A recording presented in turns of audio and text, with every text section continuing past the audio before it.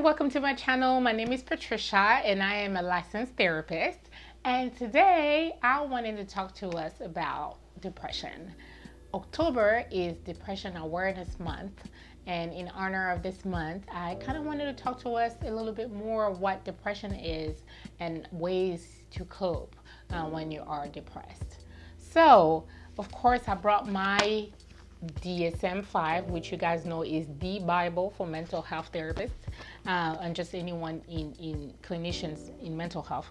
So I kind of wanted to run through it with you guys so you can see what are the criteria that qualifies you, I guess, as someone with depression. So typically, depression is known as the most common one is major depressive disorder. And if you meet 5 or more of these criteria, you are then depressed. So just some facts, there is estimated about 19 million people in the US that suffer from depression. That's a lot of people. So which just tells us that depression is real. And this is estimated based on the people that have reported it. But just think about all these other people that have depression or that are walking around, just never sought help or talked about it. So there's a lot more than 19 million people. And just a interesting story, and you guys know that I am originally from Africa, and so growing up, words like depression was never mentioned in my house. If you had a problem, if you were going through a hard time, you talk to God or you talk to your pastor or you prayed about it. That's what you were told. So there was no such thing as seeking help, going to see a therapist or a psychiatrist, none of those things. So there was a lot of stigma around mental health. So I just thought that depression was just something that happened to other people, a certain group of people.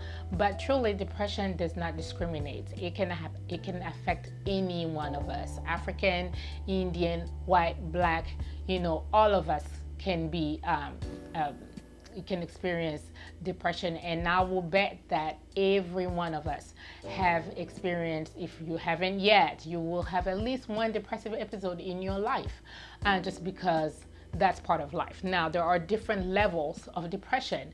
Some are mild, some are moderate, and some are severe. You have some that have depression with psychotic features, and those are all, different types of how depression affects each one of us differently. So definitely, depression is real and it can affect any one of us. So it's important for us to be able to recognize what are the signs and how we can get help from it. Okay, so I am gonna go through the criteria that the DSM-5 recommends, and I'll just read it so that it's coming from the book.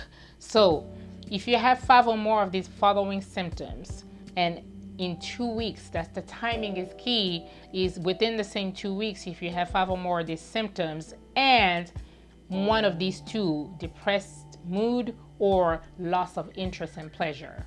So 5 and one of them have to be either depressed mood or loss of interest, and all of those have to be present in 2 weeks period, then you are depressed. So number 1, depressed mood most of the day, where you feel sad, hopeless, and empty. Number 2, marked diminished interest. The things that you used to love to enjoy doing, or hobbies and things like that, you no longer enjoy. You used to like going to the movies or hang out with your friends. You don't feel like doing that anymore. So that's one symptom. Number 3 is significant weight loss. When you're not trying to lose weight, or you gain weight when you're not trying to gain weight, that's one symptom. And then number 4, insomnia or hypersomnia nearly every day, which means that you either don't sleep or not able to sleep, or you're sleeping too much, or you just can't get out of bed. Number 5 is psychomotor agitation or retardation nearly every day, and that basically means that you are either restless or you're moving so slow that it's noticeable. Number 6 is fatigue or loss of energy. So if you are feeling fatigued and you just don't feel like getting out of bed, you don't feel like doing anything, and it's not like you tired or worked, and it might be you just woke up but you're already tired, That's a symptom. Number 7 is feelings of worthlessness or excessive or inappropriate guilt. So when you're always feeling guilty, you're feeling like you're constantly having to apologize, or you don't feel like you're significant, that you don't have any worth, that's a symptom of depression.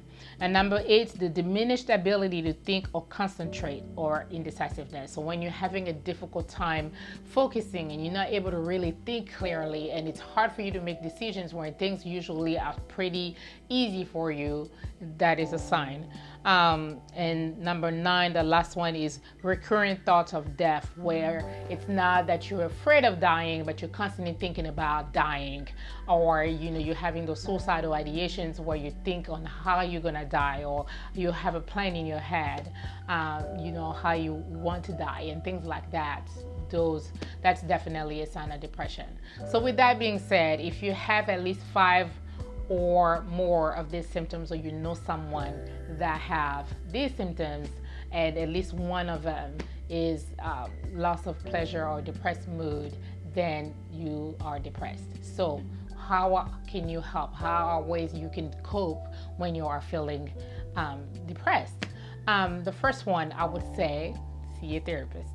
Like I told you guys, I grew up, we didn't talk about things like mental health, depression. So definitely you didn't go and talk to a therapist, because we just didn't do that. We just didn't grow up in a household like that. You talk to God and everything.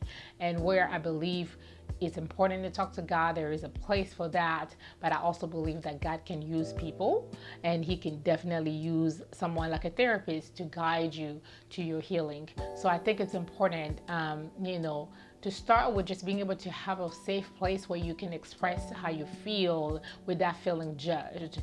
So, one of the best way to do it is with a therapist. And I'll have another video on how to find a therapist, and, and how to expect, because some people then they freak out about, I don't know what I'm going to say, blah, blah.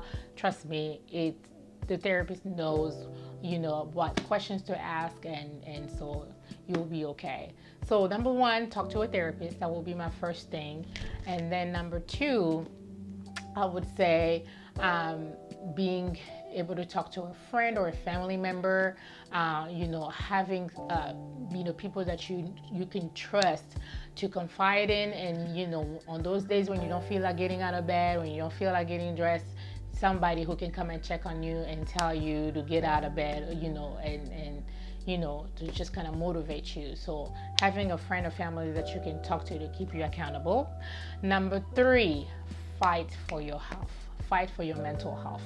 So that will be my advice, is that your mood, your brain is going to tell you to stay in bed, to not dress up, don't take a shower, overeat, do all those things that is not good for you, but you have to fight and resist those feelings and the urges to do those things, because if you keep staying in that low place, it's just gonna get worse. So you have to fight. And I know it's hard, and it's gonna be hard, but you have to do the opposite of what your brain is telling you to do. So when you don't feel like getting out of bed, you get out of bed anyways. When you don't feel like taking a shower, you get out and go take a shower anyways. Because a lot of the times when you start feeling good or you look good, then you also feel good. It affects your mood. So when you get dressed and you put your makeup on, or if you're a man, you just get dressed, you put yourself together, you're well groomed and not looking all disheveled, it lifts up your mood. So fight to do the opposite of what your brain is telling you to do. Okay, just kind of ignore those feelings, just ignore them. Okay, and number 4, I would say, and I wrote it down so I don't forget, I would say prayer and meditation, reading the Word of God, and praying, because I feel that it's important to be able to cast our cares. The Bible says to cast our cares unto the Lord, and then the reason why I didn't put it as number 1, which really should be number 1, but I understand that certain people are not believers that are watching this channel, and so prayer may not be the first thing that you go to, but I would definitely recommend that. And like I said, I grew up in a household where we didn't believe in therapy or whatever. We had prayer, and I can see the benefit of that. But while I am recommending prayer and meditation and being able to talk to God about your issues and trusting Him to guide you, God can use people during that process. And He can use therapists, He can use psychiatrists, He can use other people to help you to your healing place. So definitely pray about it, but also be sensitive that and recognize that God uses people to bring us to our healing. So with that being said, as you pray, sometimes as you're praying and you're doing other things we've talked about so far, you can still feel depressed. And that doesn't mean that God has failed you. That doesn't mean that God is not listening, but it could be that God is leading you to do something else, something more, such as perhaps seeing a psychiatrist. Sometimes, after you've done some of the things that we've talked about, you might need additional help. And that could be getting some medications. And there are a lot of medications out there, to help you with your depression. And it's nothing bad with it if you take medications. Listen, if you are sick in your body, if your tooth was hurting, or if your heart had issues, or if you had problems with your kidneys, if you had the flu, you will go to the doctor, and if they give you medicine to help with it, you most likely are going to take those medicine. It's the same concept. So sometimes, when your brain is dealing and having some issues and is sick, it needs help. You can try to do certain things in the natural, but then sometimes you need just a little bit of a boost to get you to a place where you can really start applying some of these tips we just talked about. But sometimes you can be in such a low place that you need to get stabilized first before therapy and then everything else can work. Okay? So I put it out there because I don't want you to think, well, if you're already praying, why do you need medications? Sometimes God uses medications to help us. He has many ways of healing us, and sometimes it takes some medications. But He will guide you when you consult Him first on what's the right doctor and what the right medication will be for you. Okay? And another thing that I also will share, another way to cope is exercising and eating well, because I know that it is proven that when you do exercise, your brain releases endorphins, which are the happy receptors. Those are happy hormones, if you will, that are released, and they send that message to your brain to pretty much suppress that pain that you're feeling. So exercising definitely releases that positive feeling, positive energy to your brain. So if you are feeling depressed, definitely try to get out there, even if it's just running or walking or on the treadmill. Do some physical activity. Just don't stay stagnant. And eating well, definitely, because what we do when we're feeling depressed, we have a tendency to just want to go eat junk food or comfort food to make us feel better, but you're not realizing you're actually adding more sickness, because you feel lethargic, you don't have any energy because you've had a lot of sugar or salt. So really being able to feed your body, even if you're not feeling like cooking, choose an alternative, maybe a healthier restaurant rather than a fast food, something healthier, and that will also contribute on how you feel. Okay, so I hope these few tips helps you. And again, if you have 5 or more of these symptoms or know somebody who does, please seek help. I will put the information below for the suicide hotline. If you know someone, or you might have some thoughts of wanting to hurt yourself or someone else, my first advice to you would be to go to the ER or call 911.